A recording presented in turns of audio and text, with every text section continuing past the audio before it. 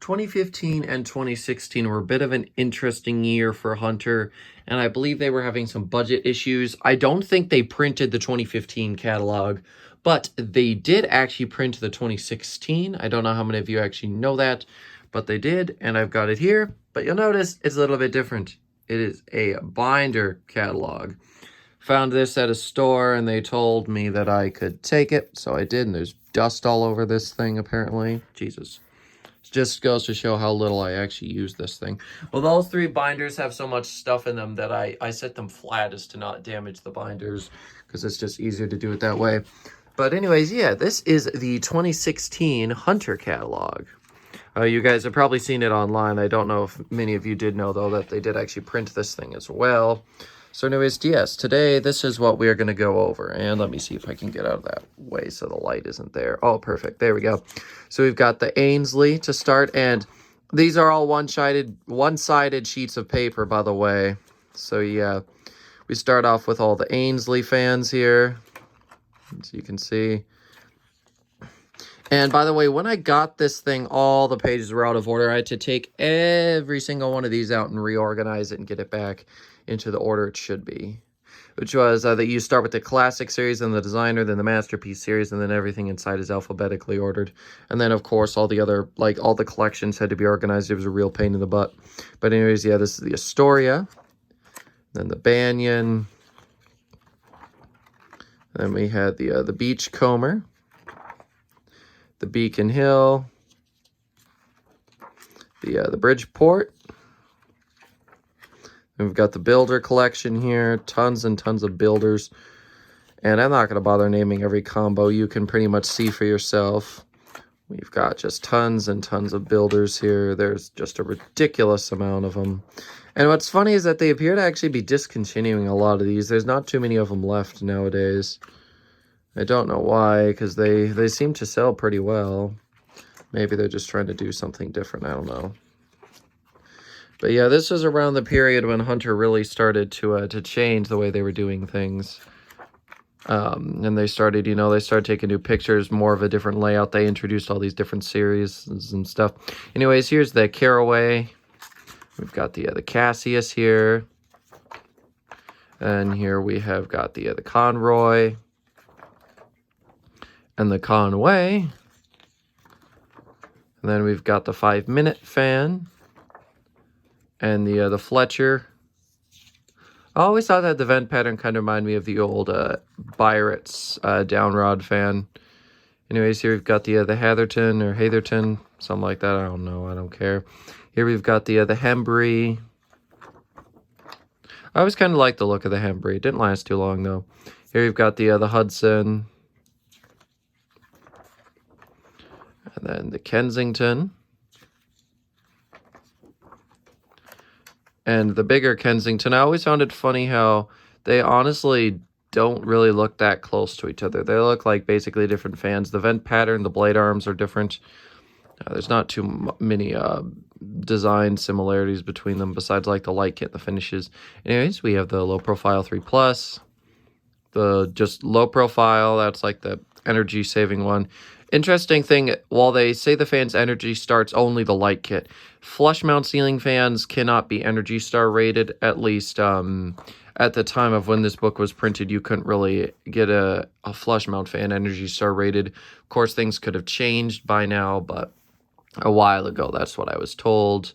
I don't know if it's still true. And here we've got two low profiles. I don't know why they didn't put these on the same thing. This one's called low profile. This one's called low profile 4, but they're the same exact fan, and they're put together in the next book. And let's take a look at the model numbers here. So 51061 versus 510.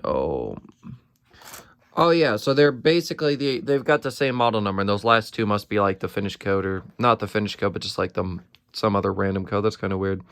Anyways, here we've got the low profile 3, and then we have the Mariner,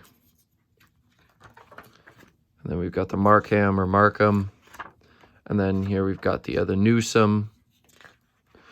I always thought that the fan gave this fan here gave the slightest of slight Comfort Breeze vibes, but we're talking slighter than slight and slight and slight. Like, it's just very, very slight. I wonder how many times I've said that word now.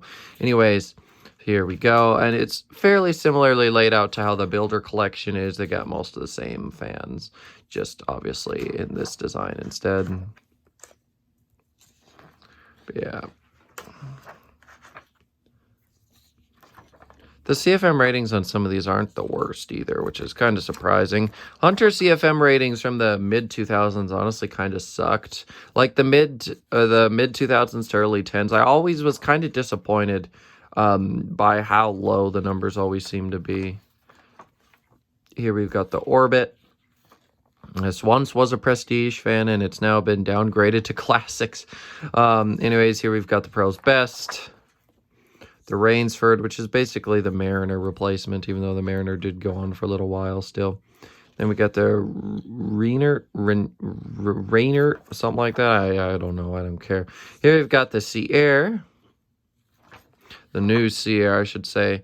I prefer the old one. And the Sea Wind. I always found it interesting how they offered a downrod version of the Sea Wind.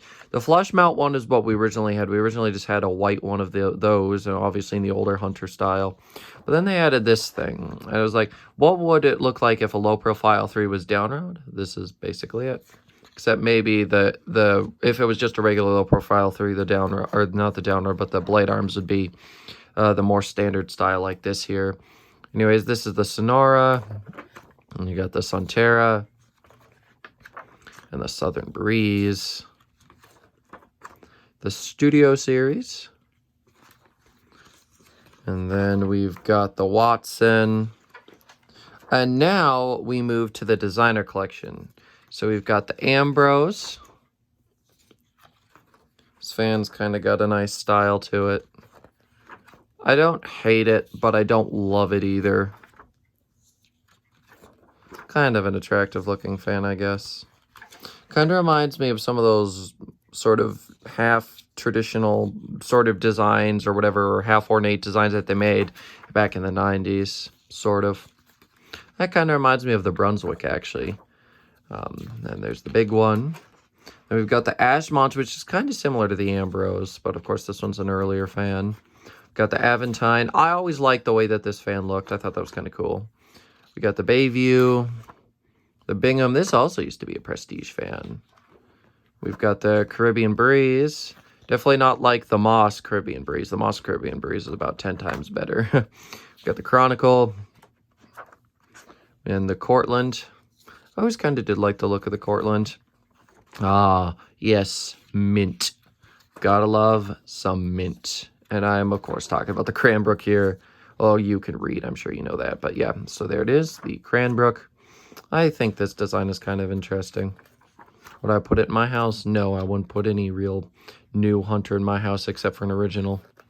Anyways, we're now moving on to the Dempsey collection.